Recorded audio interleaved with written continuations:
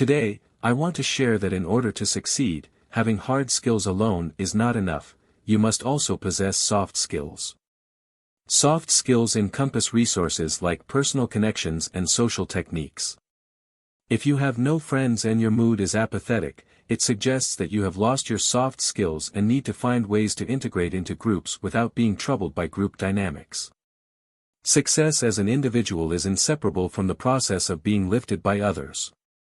Don't blindly take solitude as a life creed.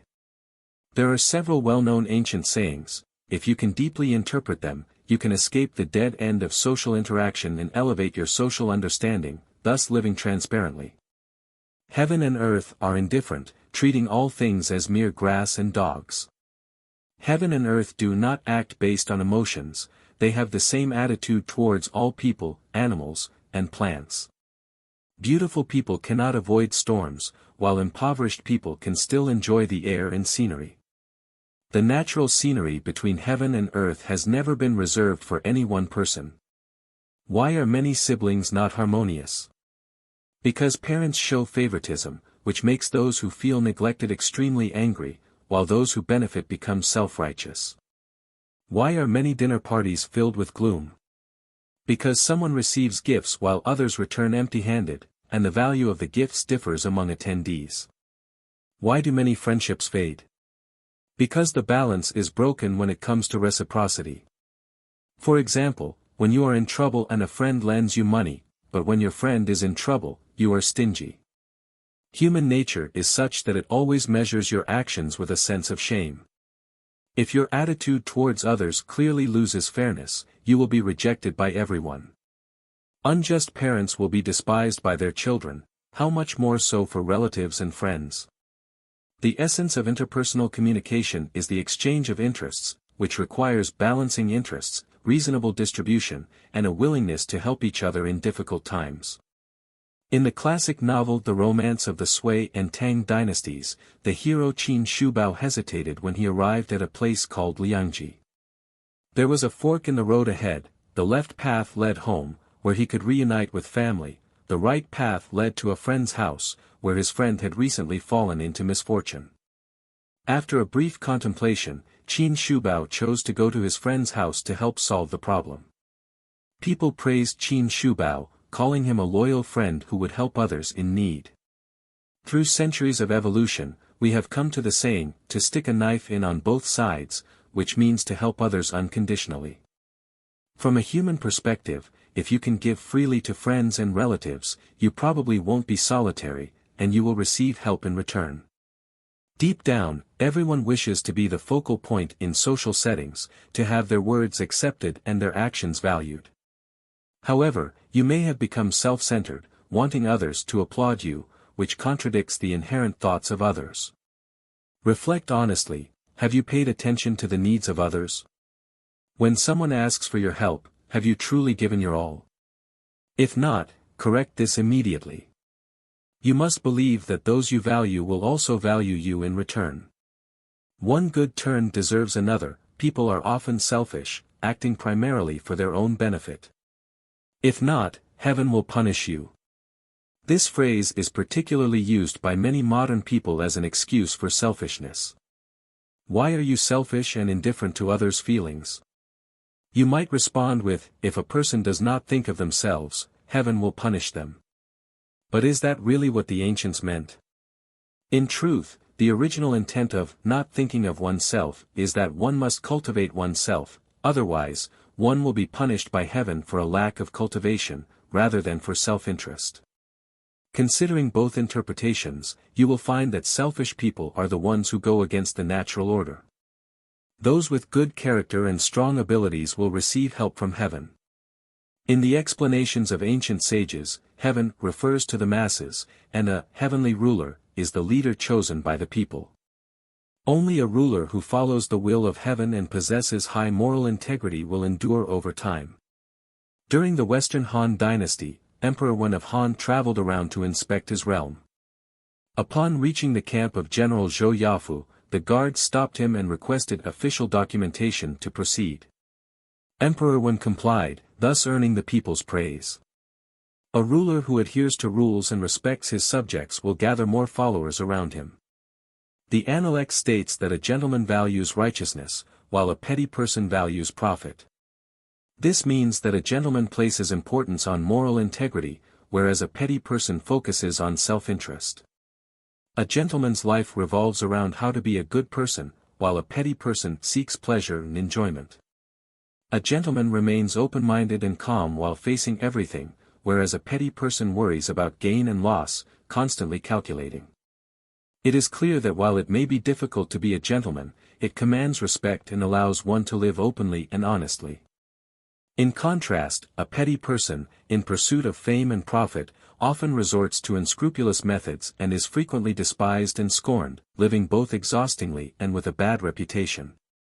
In real social life, the principle of being a gentleman rather than a petty person is widely acknowledged, but each individual's moral perspectives and behavioral standards differ, leading many to speak of such principles without being able to put them into practice. For example, striving for self-improvement, cultivating oneself, managing family affairs, governing the country, and working towards a better world, as well as the principle of treating others as you wish to be treated, these should be actions taken by a gentleman. However, many people fail to do them well, and once the desire for fame and profit takes over, petty individuals emerge. As long as there are personal benefits at stake, petty people will stop at nothing to achieve them, even shamelessly taking whatever they can get without regard for principles. Once they succeed, they will burn bridges and care only for themselves, presenting one face to the public while concealing another behind the scenes, lying and cheating without any guilt. Thus, it is evident that petty people never prioritize character, integrity, or dignity in how they conduct themselves. Indeed, the concepts of gentleman and petty person are relative standards for moral judgment. In reality, no person is perfect, even saints cannot be flawless. However, as someone who values civilization and morality, you must strive to do your best, rigorously adhere to social ethics, live honorably, and maintain a conscience free of guilt. Even if you may not be a humble gentleman, you should at least never become a despicable, selfish person without morals and principles. Small-mindedness is not that of a gentleman. A man without ambitions is not truly a man. Never believe the claim that one can be without ambitions. Instead, believe in expanding your horizons and accepting everything about others. Socializing should not only be broad in scope but also require an open mind. During the spring and autumn period, Guanzhong and Baoshuya made profits together in business. Guanzhong shared some of his earnings with his elderly mother back home. However, one of his assistants reported Guanzhong's actions to Baoshuya. Baoshuya commented that since Guanzhong had an elderly mother, he should care for her more. Years later, both Baoshuya and Guanzhong became ministers in the state of Qi, helping Duke Huan of Qi become a hegemon. If you encounter someone who is overly petty, you probably wouldn't want to socialize with them, right? Someone who nitpicks over every penny will wear you down. If you encounter people who look down on you, do not engage with them because they fail to accept you and instead belittle you. Conversely, if others see you as petty and looking down on them, they will avoid you as well. When people lacking in vision gather together, they often end up quarreling and even becoming enemies. As a proverb states, the heart of a person becomes narrow with too many desires, but broad with fewer desires. If you do not seek to gain from others and instead give them goodwill, you will encounter friends wherever you go, and even relatives will wish to interact with you. If you lack friends and live in apathy, you must reflect on yourself to find the reasons and actively change yourself. Walking alone is not a sign of success, rather, it often reflects being excluded and signifies a state of decline. Do not take yourself too seriously, learn to regard others as important. Recognize your shortcomings and lower your posture to participate in social interactions. Engaging with groups will surely yield rewards. Cultivate yourself, enhance your character, treat others fairly, share benefits, value others, and sincerely help them. Expand your perspective and accept one another. In society, it is important to understand that the mouth is the door of the heart. If you cannot manage your speech, you will easily reveal many secrets. Your thoughts are the legs of the heart. If you do not keep them strict enough, you may go astray. The relationships between people are often delicate. Sometimes, they can unite as one, while at other times, a small issue can escalate into serious conflicts. Therefore, when managing interpersonal relationships, you must be vigilant and protect your privacy. Just because your relationship is good does not mean you should say everything. Keep some matters to yourself. If your relationship changes, that person can become your greatest risk because they know all about you. If you have no friends, then live in moderation and maintain distance.